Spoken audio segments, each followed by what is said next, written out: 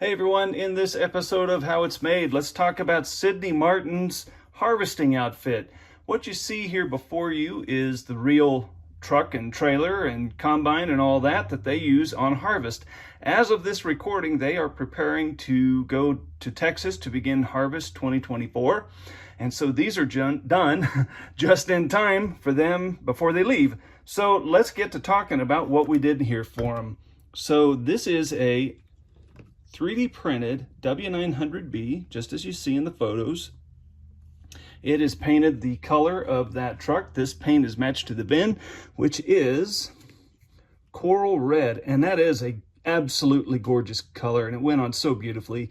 The color is L0652, so there you go if you want to have some for yourself.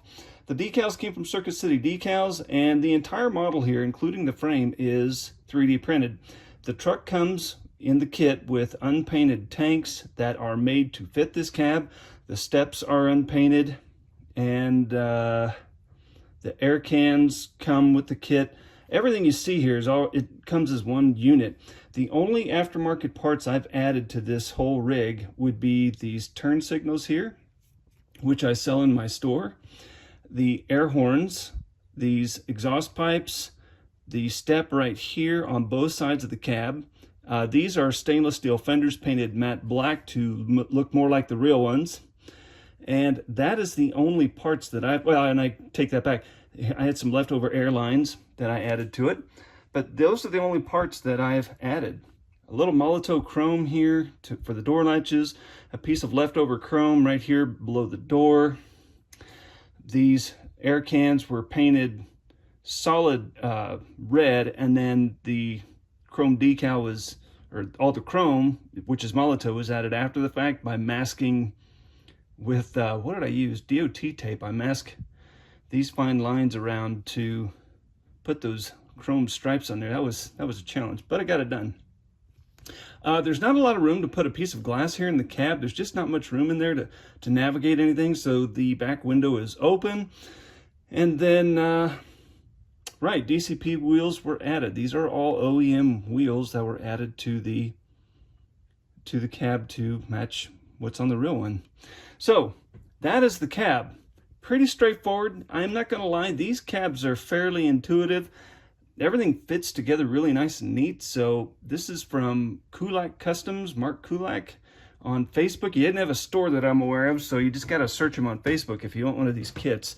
But they are a great kit. I'm not going to lie. These are good kits, and whoever's doing his prints, or maybe he's doing them, I don't know. But whatever resin this is, it does paint up really nice and needs minimal cleaning. I mean, you really don't have to do a whole lot to it to get it to come out nice. So there's that. Next, we have a single combine trailer. This is sold in my store, as well as a 3-axle version, so you can buy 3 and tandem axle now. But nothing too fancy right there. Wheels come with the kit, and then this is a new product. Now you're looking at this trailer thinking, do they seriously put the header inside this trailer? Absolutely, and you can see from the photos that's what they do. This was a lot more common a while ago.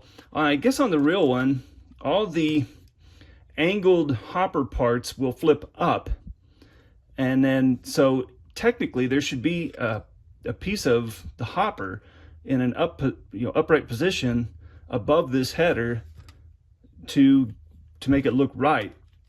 But for a shelf piece, this is what we've got. So the entire thing is 3D printed, and then of course it comes without the ends, so you can put a Ertl header inside that trailer. You will have to cut off any tabs and excess plastic to make the head fit inside that trailer, but it does work. And then 2-hole butts, just like the real one. The dolly is a separate piece, and like I said, all this can be bought in my store. And then finally, we have an S770.